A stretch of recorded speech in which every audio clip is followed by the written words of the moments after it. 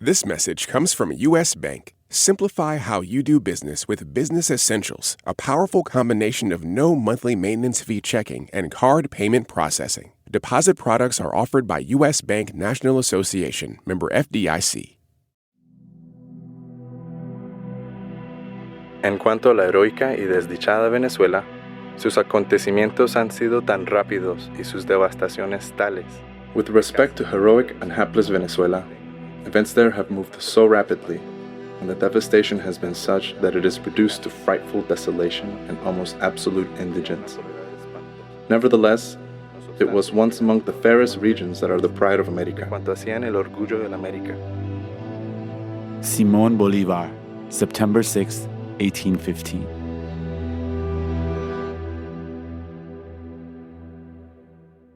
Hey everyone, it's Ramteen. And Rund. On January 3rd, the U.S. military seized Venezuelan President Nicolás Maduro after a series of strikes on Venezuela's capital that killed at least 80 people. The military brought Maduro to the U.S. for trial on federal drug trafficking and weapons charges. To understand what's happening in Venezuela and the U.S. government's latest escalation, we're bringing you an episode from our archive, the story of two leaders in Venezuela, separated by nearly 2 centuries, who shaped the country into what it is today. When this episode was first released back in 2019, Venezuela was facing an economic and humanitarian crisis. That remains true today.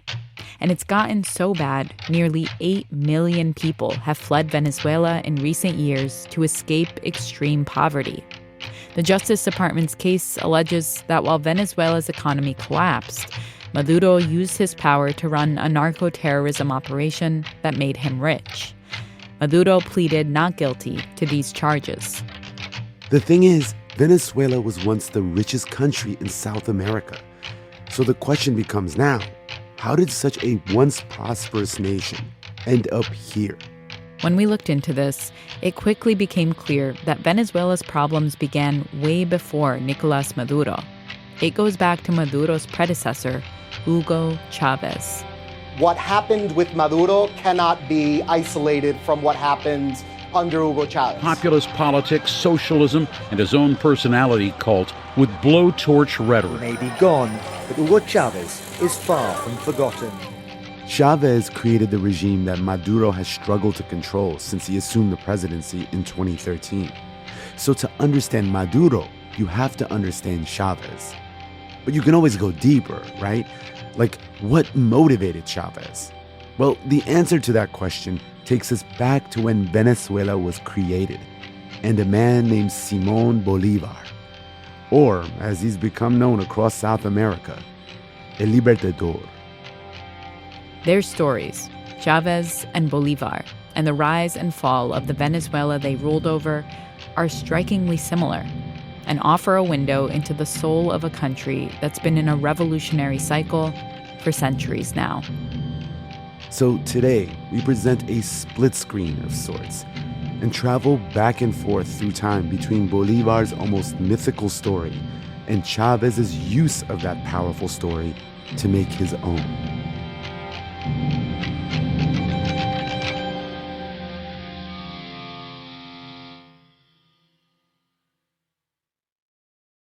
This message comes from Mint Mobile. This holiday season, stop overpaying for wireless and switch to Mint. Shop 50% off unlimited plans at mintmobile.com/switch. Limited time offer. Upfront payment of $45 for 3 months, $90 for 6 months, or $180 for 12 months. Taxes and fees extra. Initial plan term only. Above 35 gigabytes, network may slow when busy. Capable device required. Availability, speed, and coverage varies. See mintmobile.com.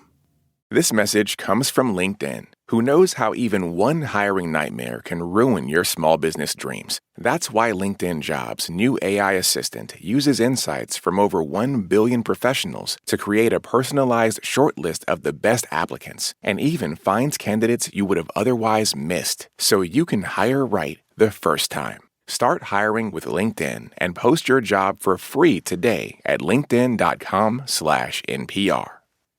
This message comes from NPR sponsor Sierra. Ever found yourself waiting on hold, losing patience, and then hanging up? It's frustrating and all too common. That's why there's Sierra, the AI platform that makes talking to businesses easy. No stock answers, no hold music, just real solutions, fast. Visit Sierra.ai to learn more. Part 1. Rise of the Phoenix. Some believe that on his deathbed in 1830, Simón Bolívar's final words were, "Damn it. How will I ever get out of this labyrinth?"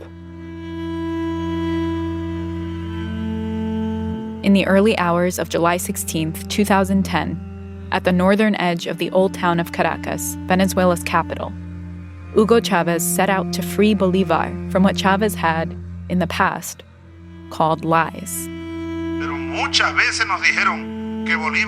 They tell us that Bolivar left government because he was sick with tuberculosis. Lies, lies, 1,000 lies. Chavez suspected foul play and wanted to check for himself whether Bolivar actually died from tuberculosis or something more sinister, like poison. So he decided to exhume the body of Bolivar. And there's a whole lot of theater built around this moment. Journalist Rory Carroll was there to witness it. I was the Guardian's Latin America correspondent from 2006 until 2012, based in Caracas, Venezuela. And all this being recorded live. On national television. Equipo de forenses venezolanos y españoles exhumaron los restos del Libertador Simón Bolívar y le People were glued to the TV because this had been built up as the moment when the Bolivarian Revolution reconnects with its namesake beyond symbolism. That this is where the two bodies, the political body and the actual body of the revolutionary leader here and the revolutionary leader then, are going to connect.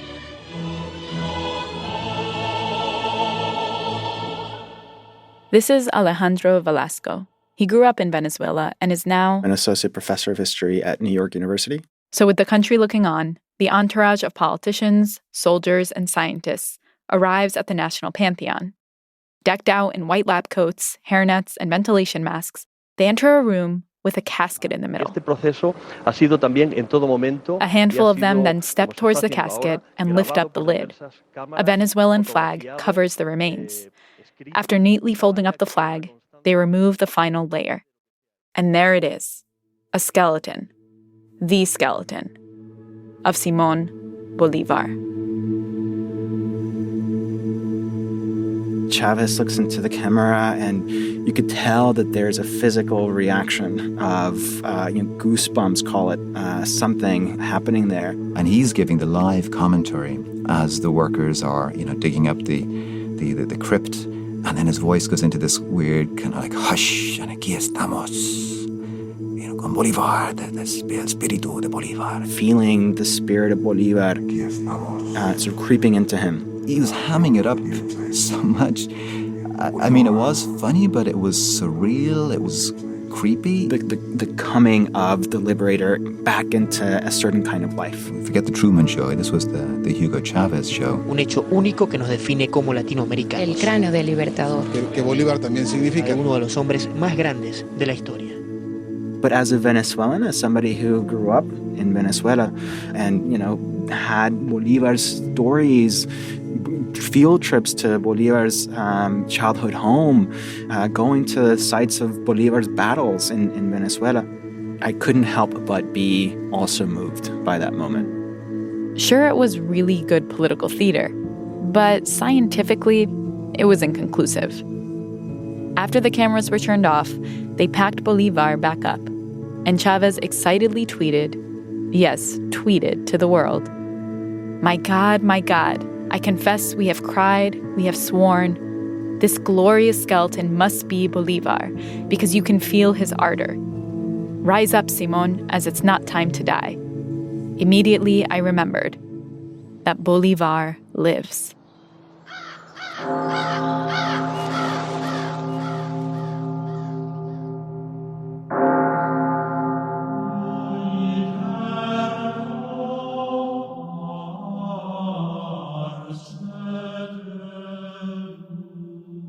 It's 1803, and a young Simón Bolívar stands at his wife's deathbed, looking at her for the last time, the love of his life, Maria Teresa.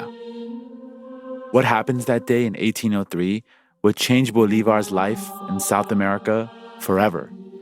But first, let's go back to the beginning, to where his story started.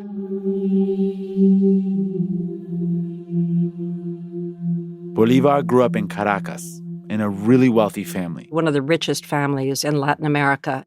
It owned tobacco fields, it owned indigo fields. And they also owned slaves.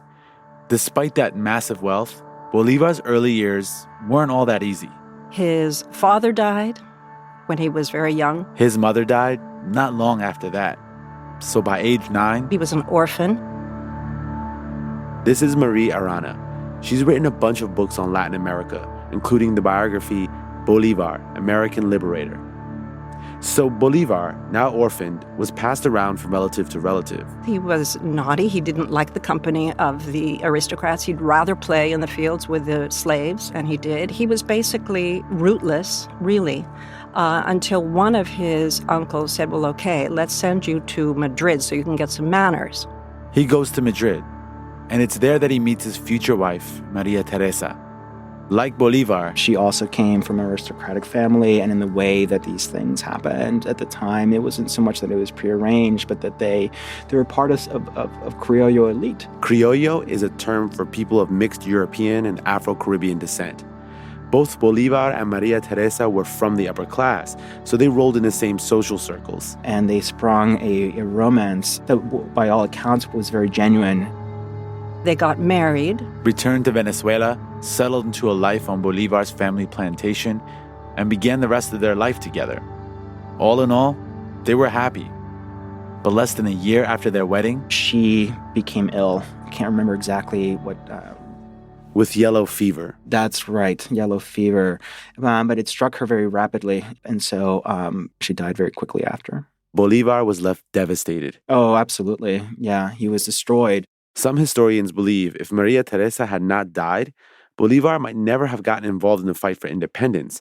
Bolivar himself said... he said if she hadn't died, he would have been a very successful landowner. He would have, potted around his properties and, had children and had a very, very much the same sort of life that his father and his grandparents and his great-grandparents had. A relatively quiet life in the country. But having just lost his wife, Bolivar began to search for a new purpose in life. So fast forward a few years. Bolivar is now in Paris, still depressed over the loss of his wife, still searching for a clear path forward, drinking a lot, womanizing. And while there, he witnessed a rebellious fervor taking over France. This was the era of the French Revolution, of Napoleon, of liberty, equality, and fraternity. Meanwhile, the fight for independence was ramping up in Venezuela.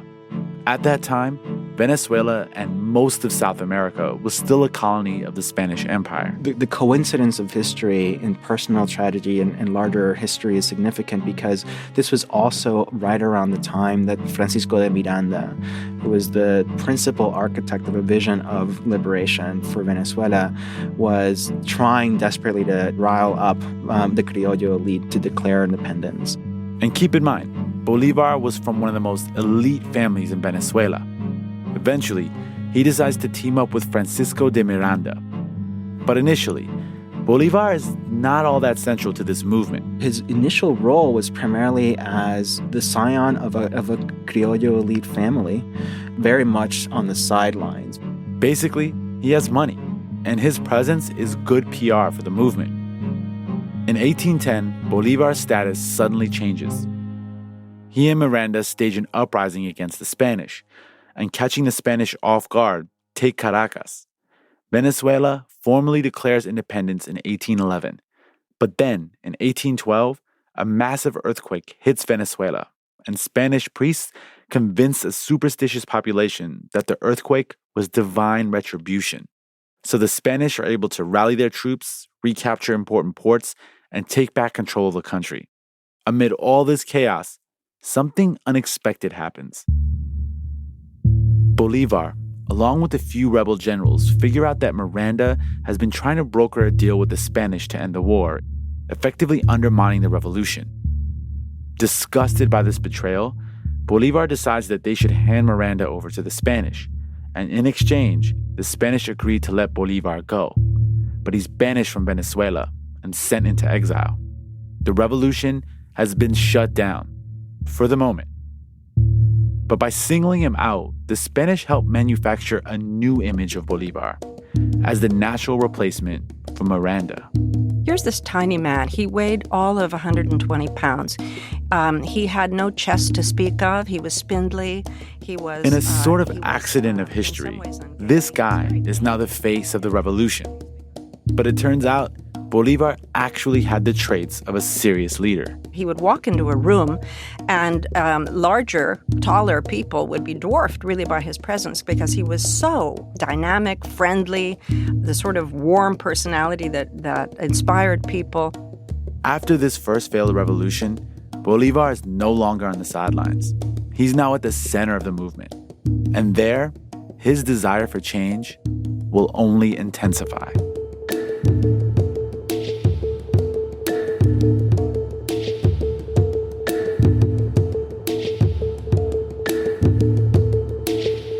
February the 4th, 1992, and normal programming on Venezuelan TV was interrupted by this unfolding story. It's 1992. A press conference is announced very hastily. TV crews with microphones get in position, and then... out comes the president. Carlos Andrés Pérez, followed by the Minister of Defense. And then this man, who none of us knew. And the president said, this is Lieutenant Colonel Chavez. He has some words. And then he spoke for 2 minutes. 2 minutes. Actually, a little less than 2 minutes. Point is, not a long time. Before I tell you what Chavez said in that speech, let me first explain how he ended up there, in roughly 2 minutes. So Chavez was born in 1954 in a part of Venezuela called Los Llanos. They're equivalent of the U.S. kind of Wild West, of these big rolling plains. One of 6 kids. They were very, very poor. Raised mostly by his grandmother. He was mestizo, mixed race, with African and indigenous roots. And by all accounts, a happy, outgoing kid with a wild imagination. Imbibing the legends of headless horsemen, of love stories, of the cowboys, of the plains. He had dreams of becoming a professional baseball player until reality set in. In his early 20s, Chavez joined the Venezuelan army, one of the fastest ways to move up the social ladder. While there, he got inspired by some leftist Latin American generals who took a more reform approach to their societies in contrast with the right-wing military dictatorships in much of Latin America. Above all, he was inspired by one guy, Simón Bolívar. I'll talk about that. We want to wait a minute because there's a police siren going by. By the way, this is Jennifer McCoy. She's a professor of political science at Georgia State University. Okay, I'm back. Simón Bolívar is a hero to Chavez, someone he saw as a real trailblazer, a champion for the people, who uprooted the political order. For most of the 20th century, which was the backdrop for Chavez's life, the political order of Venezuela was based around one thing: oil. Oil was everything. Was and remains in Venezuela is everything because its economy almost hinges entirely on oil. In the 1920s, Venezuela became a major oil producer. The economy boomed, and eventually the oil industry was nationalized. Venezuela seemed to be a beacon of stability and prosperity in a region otherwise ravaged by civil wars and dictatorships. Through the 50s, 60s, 70s, problem was, most of that wealth was concentrated in the hands of a few at the top. And in the 1980s, oil prices began to drop, and the economy began to decline. The gap between rich and poor got bigger, and corruption in the government was rampant. That's when Chavez began to think seriously about staging his own uprising.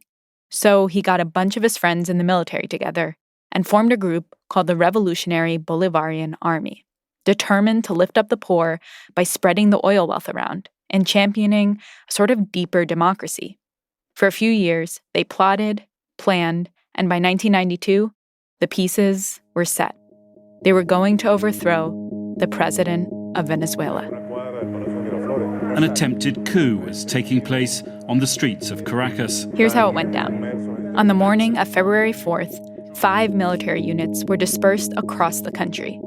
Their mission? To take over key government posts: the Defense Ministry, the military airport, the military museum, the presidential palace, and the national TV station, where they planned to broadcast a video on the part of Chavez and other of the leaders of this movement, calling on the population to rise up. I remember, my mother turning on the television. The men in the red berets are rebel paratroopers. And it was those things that you kind of see in movies, like a grainy video of people, in fatigues, speaking about the conditions of significant inequality that existed and that something has to change. Some of the military units quickly took control of a few large cities in Venezuela. But the unit led by Chavez, the one that was supposed to take over the presidential palace in Caracas and arrest the president, that coup was a military fiasco. He failed. And eventually they surrendered. Okay, bizarre twist here. So Chavez, who failed in his mission, is then chosen by the president to make a speech on national television, mainly because he was the rebel leader who happened to be at the presidential palace. Right place, right time. He is one of at least 6 or 7 other people who could have taken up that role of prominent leadership. And it falls on Chavez because he is given airtime to tell all the other troops who had actually been successful in their own tactical missions to lay down their weapons. This was supposed to be his punishment, to go on TV and wave a white flag, admit defeat, for 2 minutes.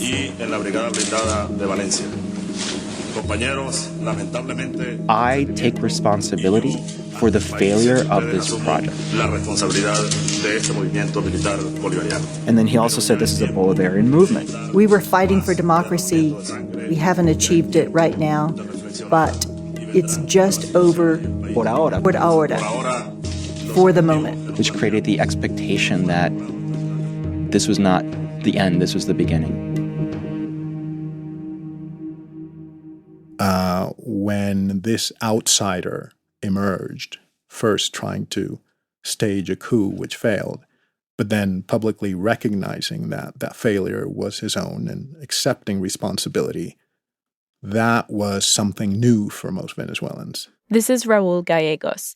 He was a correspondent for the Wall Street Journal in Caracas from 2004 to 2009. So he became a star. That was his 30 seconds of fame. That's when he burst onto the world stage. And that was all that it took to completely alter the narrative of Venezuelan history.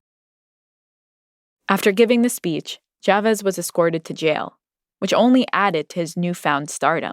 And so in failure, he nevertheless became the leader because of this circumstance. Another accident of history. If somebody else had been, given that airtime, maybe they would have been the ones to lead this movement. And to a large extent, that had also happened with Bolivar, right?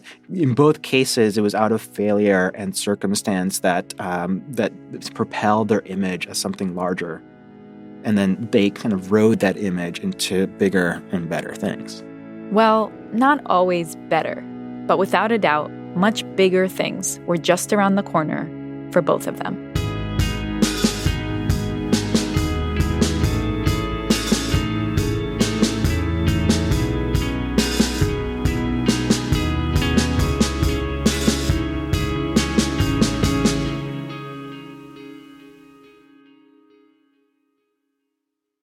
This message comes from Jerry. Many people are overpaying on car insurance. Why? Switching providers can be a pain. Jerry helps make the process painless. Jerry is the only app that compares rates from over 50 insurers in minutes and helps you switch fast with no spam calls or hidden fees. Drivers who save with Jerry could save over $1,300 a year. Before you renew your car insurance policy, download the Jerry app or head to jerry.ai/NPR. This message comes from MIDI Health, a virtual care platform for women in perimenopause and menopause. Chief Medical Officer Dr. Kathleen Jordan shares the wide range of symptoms they work to address for women in midlife. There's dry eyes, there's dry hair, there's dry skin, there's dry mouth, trouble sleeping, there's panic and anxiety attacks. And at MIDI, when we ask patients about common symptoms, on average, they report 6. Discover how MIDI can help care for you at joinmidi.com. Part 2. The Iron Hand. So last we heard of Bolivar, he'd just been sent into exile after a failed attempt at Venezuelan independence. And it was during that time that Bolivar's revolutionary vision really took shape. Most people at the time, they never got beyond like 50 miles or radius, and he just traveled everywhere, certainly by necessity, but also, by choice. Bolivar spent a lot of time outside of Venezuela, organizing new rebellions, failing, and reflecting on what went wrong in that first rebellion, the one that came so close to succeeding. Those reflections led Bolivar to devise a whole new approach. First, if he wanted to build up an army, all types of people needed to be brought into the revolutionary fold, not just, as Miranda had thought, the elite, the criollos. Criollos aren't going to, be the ones who are charging into battle. People who are going to be charging into battle are mestizo, mixed race peoples who can imagine themselves in a better place in an independent system. It's slaves for whom he subsequently promises liberty. Second, Bolivar decided that he would have to wage a different kind of war to stand a chance against the powerful Spanish army. He was one of the original guerrilla fighters because he was all about surprise and all about numbers. So even though you were naked in a loincloth with nothing but a stick, if you had enough of those people, you could run over a battalion of Spanish with better armor. And third, Bolivar rethought his mission altogether. This can't be a struggle to liberate Venezuela. This has to be a much larger continental struggle. He imagined a South America under one flag that would be democratic and inclusive of all the diverse people that lived in it. This wasn't just an effort to take power. It was supposed to bring a different kind of government, one not just ruled by the elite. He called this new vision of a united South America Gran Colombia, Great Colombia. Es una idea grandiosa pretender formar de todo el mundo nuevo una sola nación con un solo vínculo, which would bring together a federation of independent republics, nevertheless united as one. Debería, por consiguiente, tener un solo gobierno que reúna los diferentes estados que hayan de formarse en la confederación. More and more people across South America began joining his cause. And with this army, Bolivar began challenging Spanish troops in Venezuela and neighboring Colombia. But it wouldn't be an easy path to independence. The Spanish were a force, unbelievable force. Very, very violent and very organized military structure. But then, in 1819, Bolivar's army marched towards Colombia. And Bolivar knew if they followed a typical route, the Spanish would defeat them again.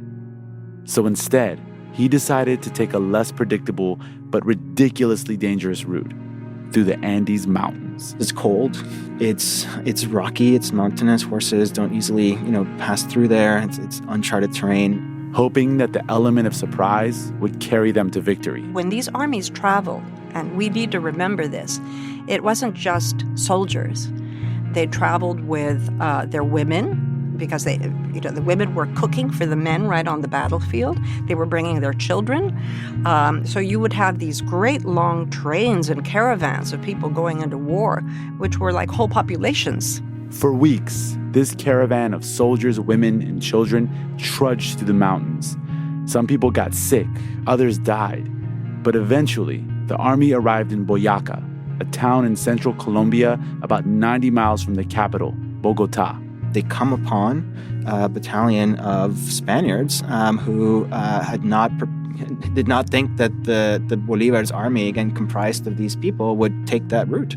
And Bolivar's army won, their first major victory. Bolivar needed a victory at that time to be able to turn the tide and to gain some momentum. And the Spanish finally began to look beatable, no longer an invincible force. And within a couple of years, Gran Colombia was declared a reality as Bolivar set his sights on liberating the rest of Spanish South America. And Bolivar became the first president of Gran Colombia.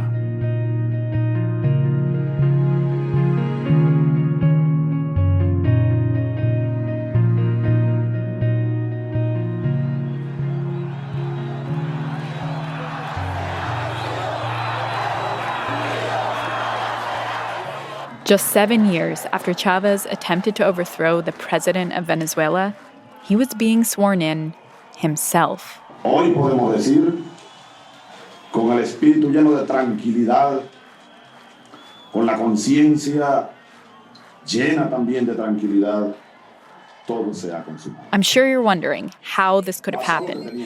I mean, this is the same guy who tried to undermine democracy not that long ago by staging a coup. Well, his evolution from coup stager to candidate really began while he was in jail. During that time, Venezuela was facing some serious problems. The party system that had been held up as solid and strong had now collapsed. Then after that, you had a tremendous banking crisis. Several banks failed when that basically wiped out savings that people had had. But mainly, oil prices were dropping. The poverty rate increased from about 25% to about 65% in the course of the 1990s. So it was really a difficult decade for them. Nothing like what we're seeing today, for sure, but at the time it was significant enough to create the sense that Venezuela can continue in the way that it's going. And so, not that Chavez had been prophetic, right? But Chavez seemed to have predicted this economic and political turmoil in that 2-minute speech he gave after the coup. And many Venezuelans remembered it, which allowed Chavez's aura to grow. Even while he was in jail. So much so that this new president that was elected in 1993, one of his first acts was to pardon Chavez. So Chavez was freed after 2 years in jail. But once out of jail, Chavez didn't embrace the spotlight right away. He, tactically kind of retreated from the public eye. Chavez knew that a lot of Venezuelans were still skeptical of his motives, even if they liked his ideas. Do we really trust this guy? Does he actually mean what he says? He comes from the military after all. So Chavez decided to leave Venezuela for a while, a sort of self-imposed exile. He traveled all around Latin America. Going to other countries, meeting other leaders. This is Jennifer McCoy again. And in fact, that's when he met Fidel Castro. That began a lifelong friendship with Fidel Castro, whom he later used to consider almost like a father. While on these travels, Chavez was taking in new ideas, looking at what was happening in Venezuela. And began to kind of create a vision for what a political project would look like. He talked about a new constitution. He talked about a new form of democracy. He talked about an economy that would benefit, bringing back the oil wealth. And that this would be like a great magical trick, that he would just turn the oil wealth into a better life for everybody. So for the next couple of years, Chavez campaigned on that grand vision, and he appealed especially to the lower and middle classes for support. By 1998, on the eve of the election, the country had two very different options for president. Chavez's opponent, Enrique Salas Romer. This older, white man of clear European descent from this elite background. Or Chavez. Darker-hued, working-class person who had actually, had the gall to follow through on his critiques of government and gone to jail for it after taking responsibility for a failed coup. The differences could not be starker between status quo or radical change. Hugo Chavez's message just galvanized them. So they were ready for change, and he won with 56% of the vote. And that sort of began the Chavez era.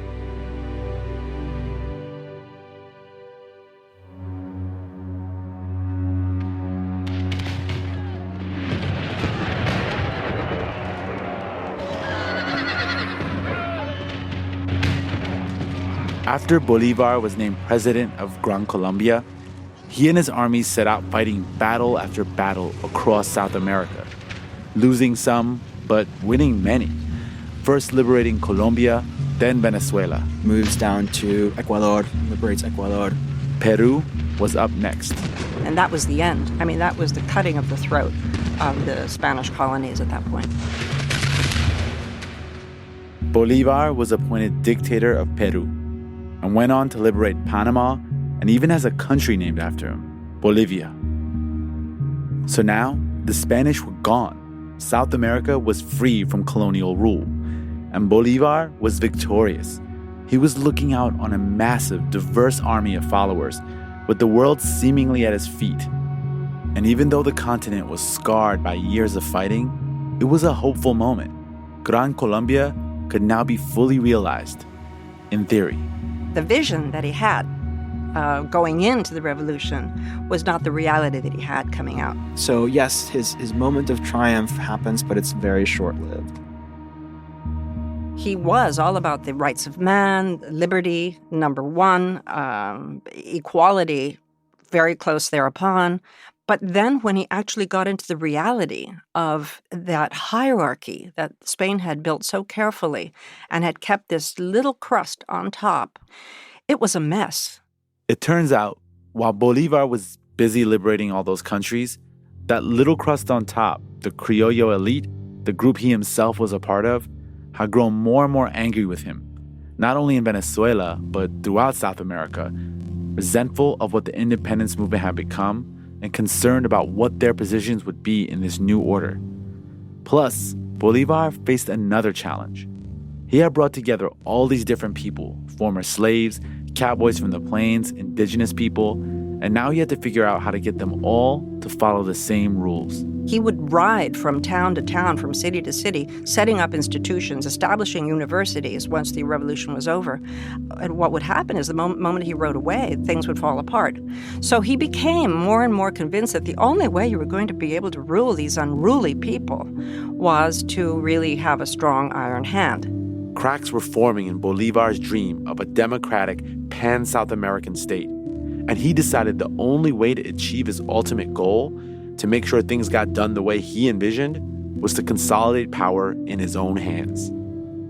Famously, Bolivar said, "If nature stands against us, we will defeat her as well."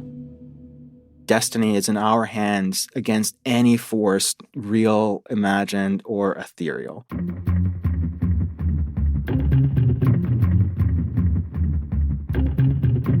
Day one of Hugo Chavez's presidency. He had like 85% popularity. He had business owners supporting him all the way down to the poor. So it was quite widespread. Again, Jennifer McCoy. And I think that was largely because people could make what they wanted to out of his promises. With all this public support, Chavez hit the ground running. He went all in on his Bolivar fandom. He cultivated himself as a 21st century Simon Bolivar. He even renamed the country the Bolivarian Republic of Venezuela. And he started changing the rules of the game. The most immediate one was to get rid of the old constitution. The new constitution was really a mix of progressive human rights and at the same time giving more power to the president. It extended the term to 6 years. Eliminated the bicameral Congress and created a national assembly. People didn't pay too much attention to the new constitution. But then Chavez started talking about oil. Talked about the nation's resources would be the primary source of revenue and wealth for the nation to rebuild itself. And people did take notice. For Chavez, oil was the key to establishing Bolivar's vision for Venezuela. But the more he talked about redistributing the oil wealth and shaking up the oil industry, the more enemies he made. That was the primary and initial battle that Venezuelan society split on in the early years of the Chavez era. What is the oil industry? Who does it serve? And how is it going to be controlled? Pretty soon, the widespread support Chavez started out with began to fade. Sure, he still had support among the lower class, but the upper class, the people who profited off of the old system, were nervous about what this new setup would mean for them. Chavez continued to consolidate more and more power, especially over the country's oil. And in April of 2002, he faced a dramatic coup attempt. Violence broke out, the military tried to get rid of him, and another guy was installed as president. But then Chavez supporters took to the streets, and within 2 days, Chavez was back in power. When he comes back, though, he is very shaken by this because he he didn't know what was going to happen to him. He didn't know if he was going to be killed or, put in jail the rest of his life or what was going to happen. Despite that fear, Chavez didn't try to win over the people who had just attempted to get rid of him, the opposition, or even to extend an olive branch. Quite the opposite. Now was a sense of, okay, it's on. Over the course of the next few years, Chavez would seek to consolidate more and more power. From now on, like Bolivar, he would rule with a strong iron hand.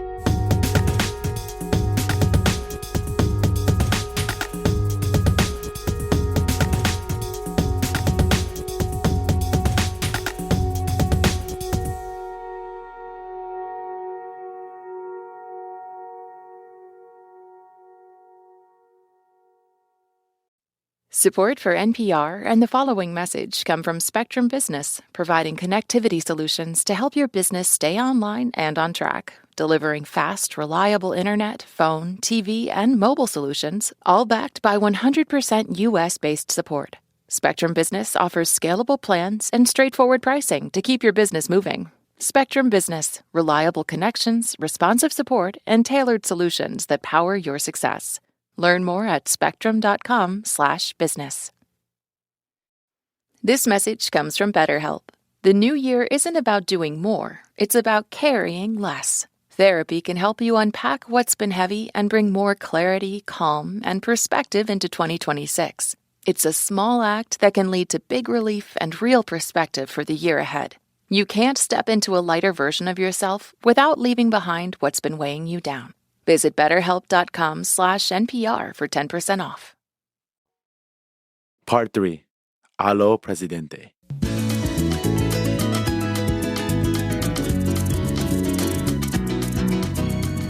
It's August 2007, Sunday, and Hugo Chavez is getting ready to host his weekly talk show, Alo Presidente. And I should say, this show was a defining feature of Chavez's presidency. He would get on TV every Sunday, and it was like this variety show. He'd talk, interview people, sing songs. There were dancers sometimes. It was kind of weird. And it could go on for hours. His guest this week, journalist Rory Carroll. It was actually on a beach way out in the sticks. On a really hot day. He had his desk plonked in the sand. And as the show opens, Alo Presidente. Chavez invites Rory to ask him anything. And so I asked him why was he preparing to have a referendum to get rid of limits on presidential terms, which would basically open the door to him being potentially ruling for life. This course is on live television, and his eyes narrowed in a kind of rather theatrical way. And then he turned to the audience and said, "Did you hear that? Did you hear what he said?"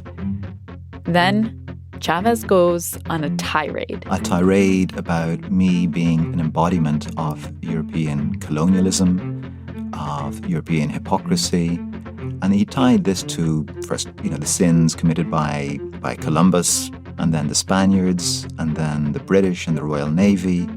And I'm sitting there sweating because it's a hot day, and I'm having Chavez pouring a bucket of rhetorical excrement over my head and turning me into a rhetorical football. And it went on and on. Hour 1 turns into 2, then 3, 4, 5. Hour 6, I think he came back to my question, and he did actually answer it with by using a metaphor. He said that the revolution was an unfinished work of art, and he was the artist, and he could not, in good conscience, hand the brush over to another artist, that he needed to finish it.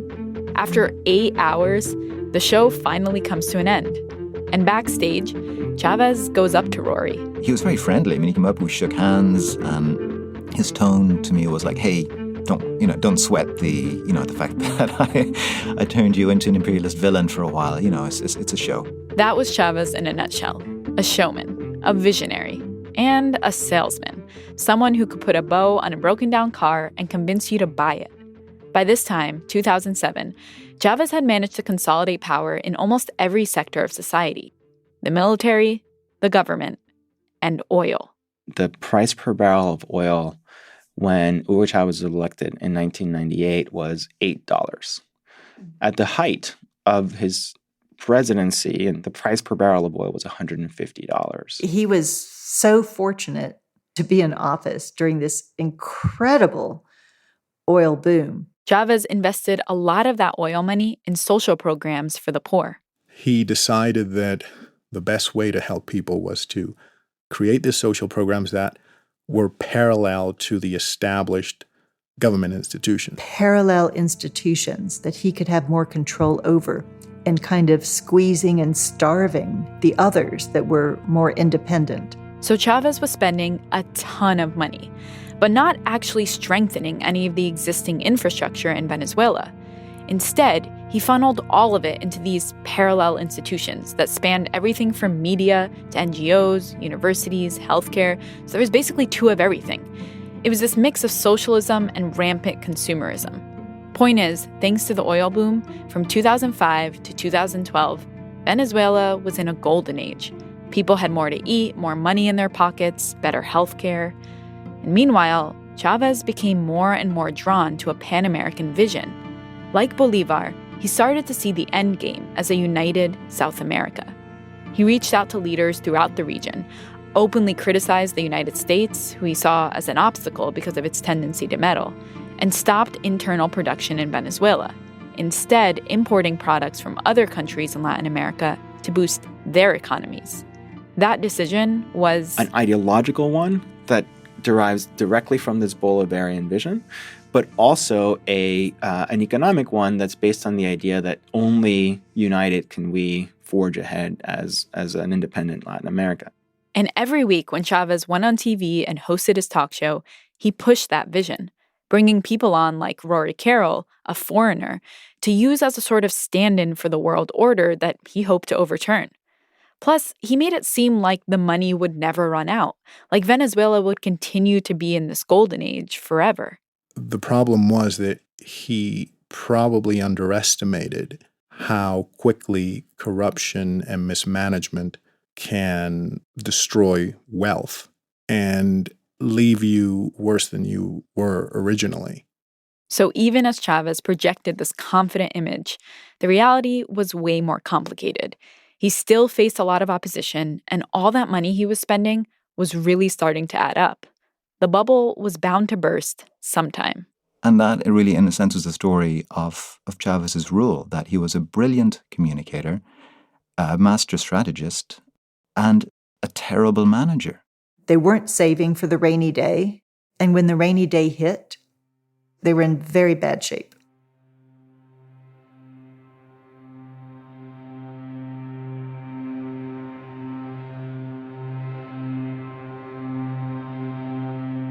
You have been witness to my efforts to establish freedom where tyranny previously reigned. I have worked without the thought of personal gain, sacrificing my fortune and even my peace of mind. I have been the victim of persecutors who have driven me to the very threshold of my grave. After facing years of opposition and stalled progress, Bolivar's vision of a united South America was fading. The cost of the revolution had been really high. All of this blood had been spilled, all of this incredible sacrifice. Whole cities wiped off the map. But it turned out picking up the pieces of that revolution was just as hard. Towards the end of his life, Bolivar contracted tuberculosis. Not only he's getting sicker, but there are whole forces that are against him. Angry about the extremely centralized government Bolivar has put in place, which consolidated all the power in his hands alone, Bolivar was on thin ice across South America, especially in Colombia. And finally, the ice broke. He then is literally run out of Bogota and exiled from Colombia because they've had enough of Bolivar. They don't want him anymore. They want their little pockets of turf. He has no friends, and he's penniless. He's a pauper at this point. He's given over all of his wealth. On December 10th, 1830, Bolivar gave his final speech in Santa Marta, Colombia. From there, he planned to take a ship to an island and live out the rest of his life in exile. My final wishes are for the happiness of the country. If my death contributes to the cessation of factions and the consolidation of the Union, I will step peacefully into the grave. 1 week later, on December 17th, 1830, Bolivar died, unceremoniously and alone. No bells are rung particularly. Nobody makes any eulogies. Soon after Bolivar's death in 1830 in Colombia, actually his name was banned. Bolivar was remembered as a disgraced leader, a revolutionary turned tyrant. He left much of South America in disarray, with no clear plan for who would follow in his footsteps to lead all those countries he'd ruled over. Then everything changes because everyone at that point begins to think, oh, my God, the revolution would not have been won except for this man. And he started this revolution. The sort of engagement with the Bolivar legacy begins at that point. So he became basically all things to all people. Leader after leader across South America, but especially in Venezuela, invoked Bolivar, using his legacy as a political tool.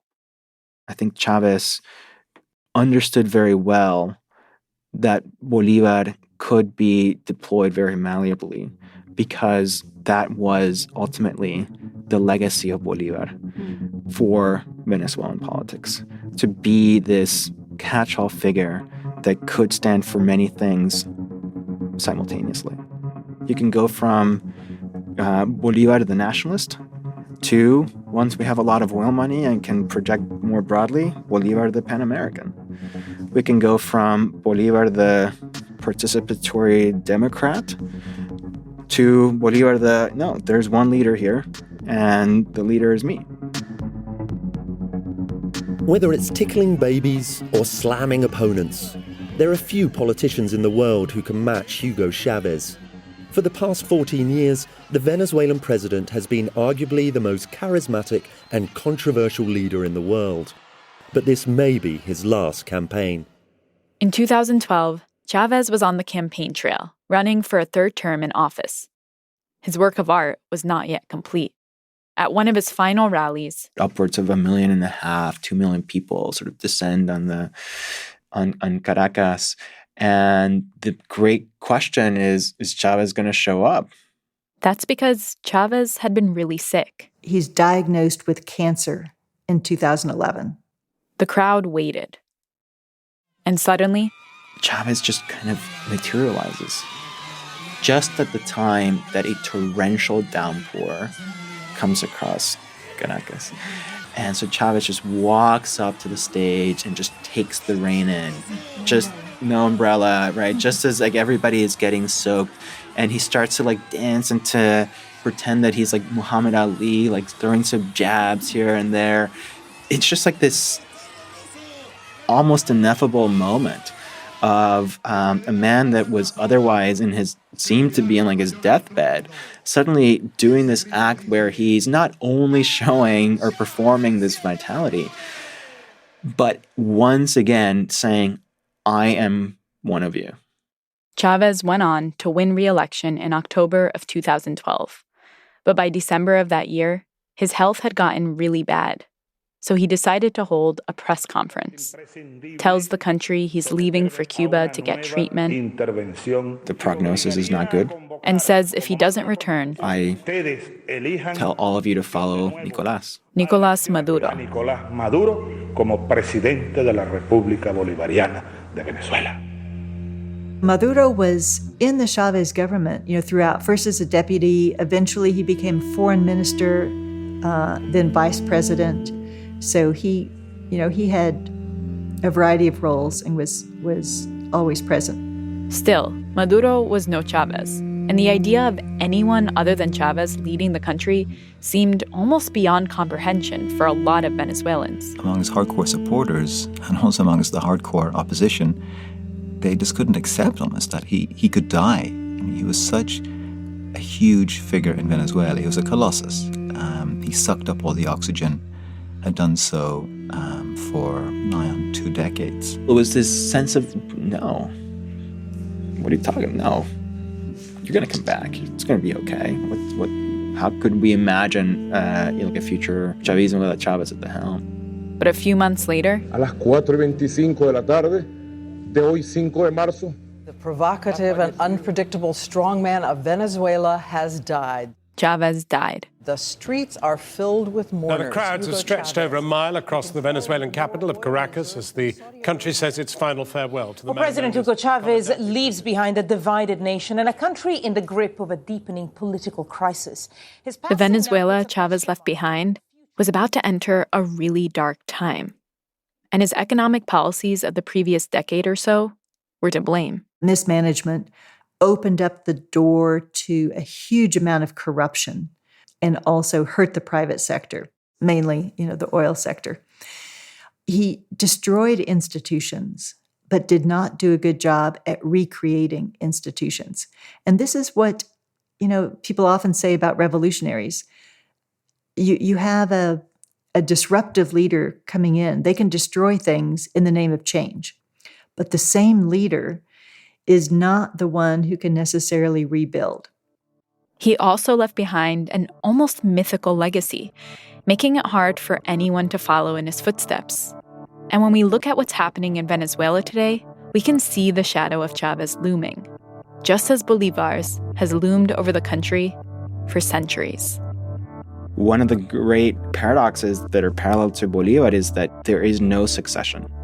No one can fill Bolivar's shoes, just as no one can fill Chavez's shoes. In the common parlance of Venezuela's, popular lingo, Chavez es un portaaviones. He's an aircraft carrier. He carries everything within it, right? And so what happens when the aircraft carriers no longer there? All those planes collapse to the ocean, right? And so he's understood by both foes and friends alike as irreplaceable.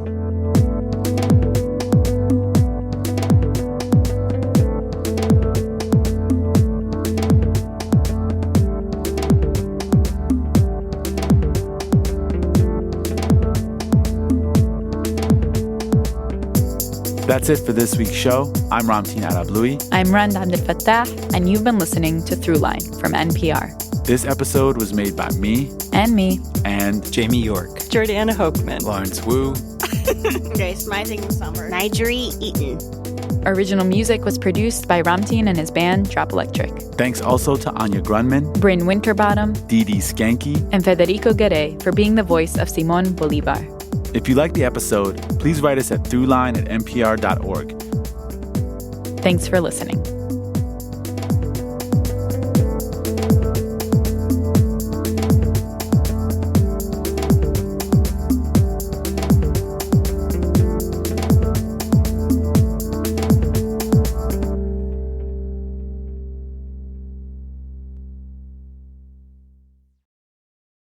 This message comes from MIDI Health. Co-founders Joanna Strober and Dr. Kathleen Jordan discuss why they started a virtual care platform to empower and educate women in perimenopause and menopause. Historically, perimenopause and menopause have been very stigmatizing. So people haven't wanted to admit that they're in perimenopause and menopause, as though it was embarrassing, which is insane. It's just something happening to your body, right? But we've been embarrassed about it. So one of the things that we're trying to do is destigmatize these topics. Perimenopause and menopause are just women's health. So what we try to do is we try to educate women all the time. Maybe it's your hormones, and we would like to help you. Yeah, and I find women actually want to talk about it. It's one of the things they always comment at MIDI is that they finally feel heard. One of the ways that women find MIDI is actually from other women. That's actually a common way that people find us, and I think it's meaningful.